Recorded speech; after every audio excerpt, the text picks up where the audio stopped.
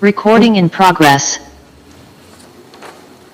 All right, this is case number 22 CR 131, State of Ohio versus Joshua Allen Fremuth. Are you Joshua Allen Fremuth appearing from the jail? Yes, sir. All right, this hearing is being conducted by Zoom.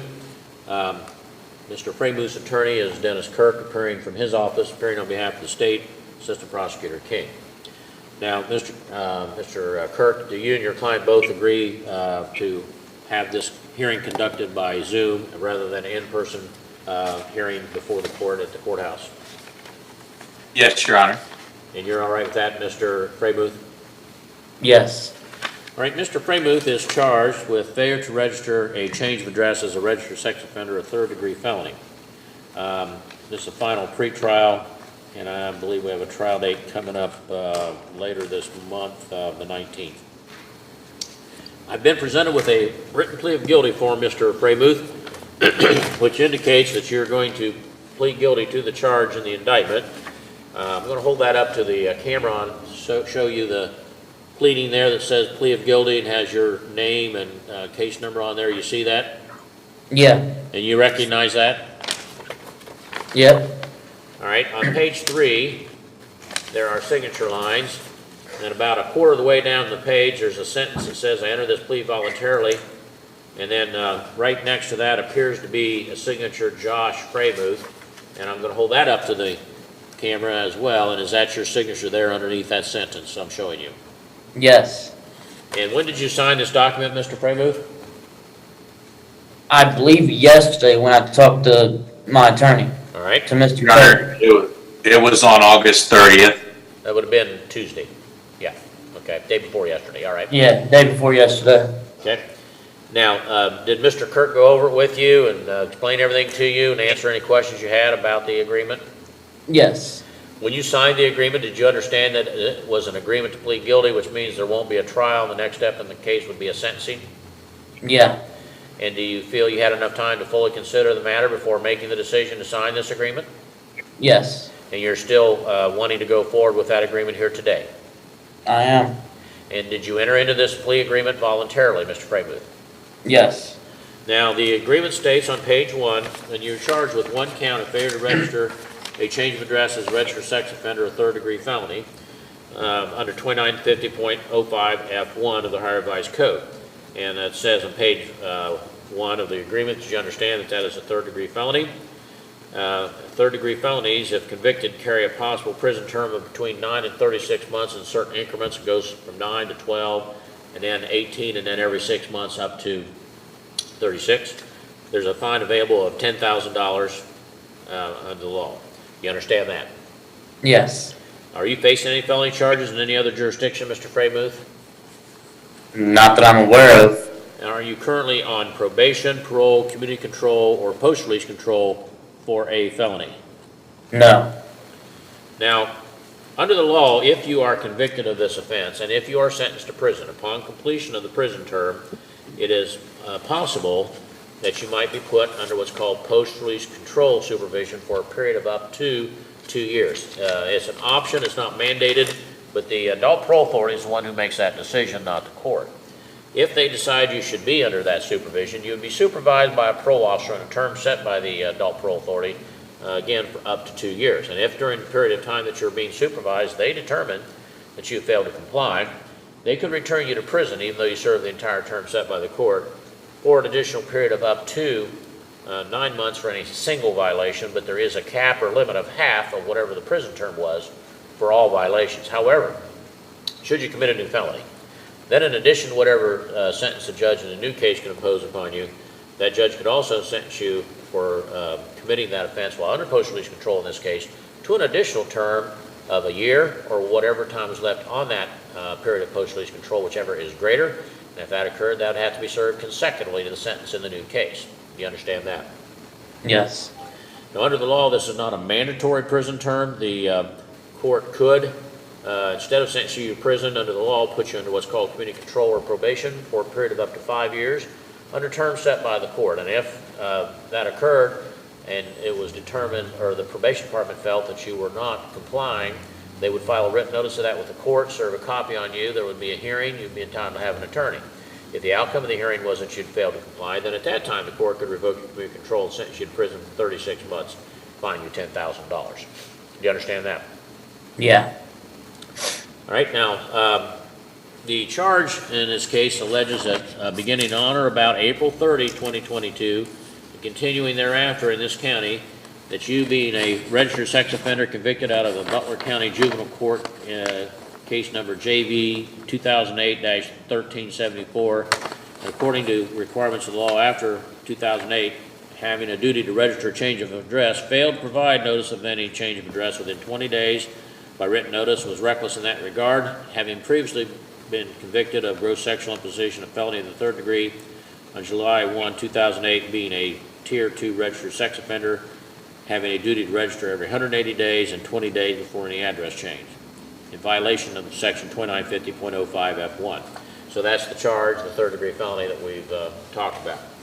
Now, Mr. Fremuth, do you understand what it is you've been accused of having done in that indictment, what the state said you did, where, when, Yeah. where, and how they alleged you did it? Yeah. And have you discussed the nature of the charge, the evidence in the case, the possible legal issues in the case, the possible defenses you could try to raise at trial, and the possible outcomes of a trial with your attorney? Yeah. Are you satisfied with his advice and confidence in this matter? I am. Are you under the influence of any types of drugs or alcohol at this time? No. Have any threats been made to make you plead guilty today? No. Now, toward the bottom quarter of page 2, there are 2 sentences that are printed in bold and underlined, and then part of that's been stricken out in ink and initialed to show that it doesn't apply. So I'll read that part that applies. It says, defendant shall enter a plea of guilty to the indictment. State and defense jointly recommend 18 months incarceration. Now, is that your understanding of the agreement? The 18 months? Yeah, 18 months? Yeah. Okay. Has anyone promised you anything other than that to get you to plead guilty here today? No. Now, under the law, Mr. Fremuth, the matter of sentence is up to the judge, not the parties. And so even though there's an agreement between both you and the state that that's what the sentence ought to be if you plead guilty, I'm not, as a judge, required to follow that. I could decide after I've heard all the information presented to make a sentence of anything between 9 and 36 months authorized by law. Do you understand that? Yeah. Now, do you hold any license or certification from any state agency that regulates any governmental agency that regulates any profession or occupation? No. Now, you have certain rights you must understand before I can accept your plea. First, you have a right to have an attorney. Mr. Kirk was appointed to represent you, not simply to work the case out, but provide any defense that could be available to you under the law that you would like him to provide. So, if you decide that you do not want to plead guilty, that you want to defend against the case, he'll continue to represent you and defend you, including in a trial, if that's what you decide you want. Do you understand that? Yeah. Under the Constitution, Mr. Fremuth, you have a right to have a jury trial in this matter, in which 12 people will be selected from a group of citizens that live in Highland County that are summoned for jury duty on your trial date. After they are selected, the evidence will be presented, they'd be instructed on the law, and then that jury would have to decide by unanimous verdict, meaning all 12 of them would have to agree on whether the state proved your guilt. Now, if you didn't want to have a jury trial, but you didn't want to plead guilty, you can waive, which means you give up in writing, your right to have a jury trial, and in that case you would have what's called a court or bench trial, meaning it would be the judge instead of the jury who would hear the evidence, apply the law, and decide whether or not the state proved your guilt. Do you understand that? Yeah. Right now, under the Constitution, you have a right to confront the witnesses against you, then to cross-examine them through your attorney. What that means is that the witnesses against you have to come in and testify in open court in front of you and your attorney and anyone else is present. After the prosecutor's done asking questions, so then your attorney could ask questions, and that's called cross-examination. The purpose of that would be to bring out evidence that helps your side of the case. Do you understand that? Yes. Right now, under the Constitution, you have a right to use the power of this court to compel or force witnesses to come into court to testify on your behalf, the same as the state. So if you have witnesses you're not certain are going to come in voluntarily, your request, court issues a court order is called a subpoena, and that forces those witnesses to come to court to be available to testify if you want them to, even though they don't want to be here, which is the same way the state's witnesses are required to come to court to testify against you. Do you understand that? Yes. Now, under the Constitution, you have a privilege against self-incrimination, which means that you cannot be forced to give evidence or to testify in this matter at any time, including trial. So no one can ever make you testify. The prosecutor can't, the judge can't. It's up to you. You decide you're not going to testify. The fact that you did not testify cannot be used against you in any way by any person at any time, and no one is even allowed to comment about that except in one situation, which is if there's a jury trial and you don't testify. The judge instructs the jury that because that is your right, they cannot consider that for any purpose. Do you understand that? Yes. Now, under the Constitution, you're presumed innocent of this charge until proven guilty by the state of Ohio on every essential element of the offense charged. What that means, excuse me, what that means is that the burden of proof isn't on you to try to prove that you're not guilty simply because you've been accused. In fact, under the law, you're not required to present any defense at all at your trial. You may be, but you're not required to. But whether you do or not, the burden of proof will remain upon the state of Ohio to prove your guilt by proof beyond a reasonable doubt on every essential element of the offense charge, which is the highest burden of proof that's known under the law. Do you understand that? Yes.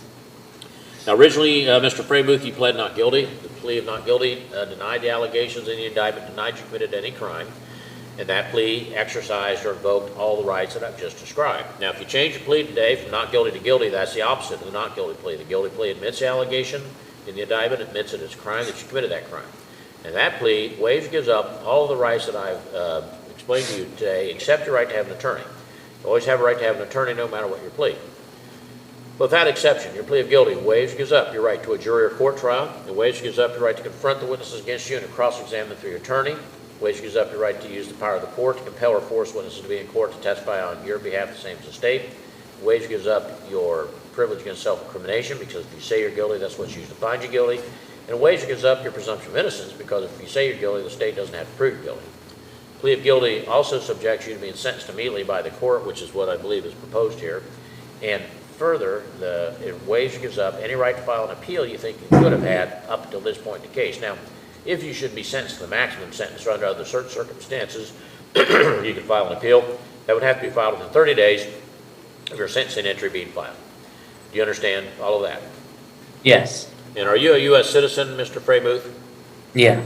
Now, do you have any questions about the charge or the possible penalty? No. Do you understand it?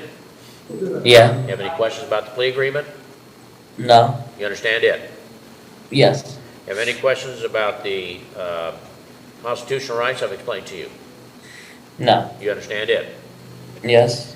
Have any questions about the plea of guilty, what it means, what will happen if you enter that plea here today? Yes. Well, first of all, do you have any questions? No. Okay. Now, do you understand it? Yeah. Okay. Now, I didn't say this to you at the beginning, but if you need to talk with Mr. Kirk about anything, I can put you and him into a breakout room where the two of you will talk and no one else will be able to hear you or see you. So is there any need for you to do that at this point? No. All right. You have any questions at all about anything I've explained to you here today? I don't. Then is it your decision to withdraw your not guilty plea and plead guilty to the charge pursuant to the terms of this written plea agreement that we've just gone over? No. Are you going to plead guilty? Yeah. Okay, I don't think you understood my question. My question is it your decision to withdraw your not guilty plea and to enter a plea of guilty to the charge in accordance with the terms of this plea agreement? Yeah. Okay. Then, as to the charge, which alleges that beginning on or about April 30, 2022, continuing thereafter in Highland County, Ohio, you did being a registered sex offender convicted out of Butler County Juvenile Court in case number JV 2008-1374, and according to his requirements of the law after 2008, having a duty to register a change of address, failed to provide a notice of any change of address within 20 days by written notice and was reckless in that regard, having been previously convicted of gross sexual imposition of felony third degree on July 1, 2008, defendant being a Tier 2 registered sex offender, having a duty to register every 180 days and 20 days before any address change, violation of section 2950.05 F1 of the Ohio Revised Code, a failure to register a change of address as a registered sex offender, a third degree felony, carried a possible prison term between 9 and 36 months in the increments provided by law, and a fine of $10,000. How do you plead? Guilty. All right. The court finds that on this day in open court, the defendant was advised of all of his constitutional rights, made a knowing, intelligent, and voluntary waiver of the same pursuant to Criminal Rule 11. Please accept an order filed. Defendant is found guilty of the charge as set forth in the indictment. Given that the parties have stipulated a recommended sentence, and the nature of the offense as well as the defendant's previous record. The court is going to go ahead and proceed with sentencing forthwith. All right. Anything from the state regarding sentencing? Only what is contained in the plea agreement, Your Honor. All right. Mr. Kirk, on behalf of the defendant. Thank you, Your Honor. Would ask court to follow the plea agreement. My client has owned up to the charges and admitted to the violation. It appears to be a fair mid-range sentence, and would ask the court to follow that sentence recommendation. All right. Mr. Fremuth, anything you would like to say? No, sir.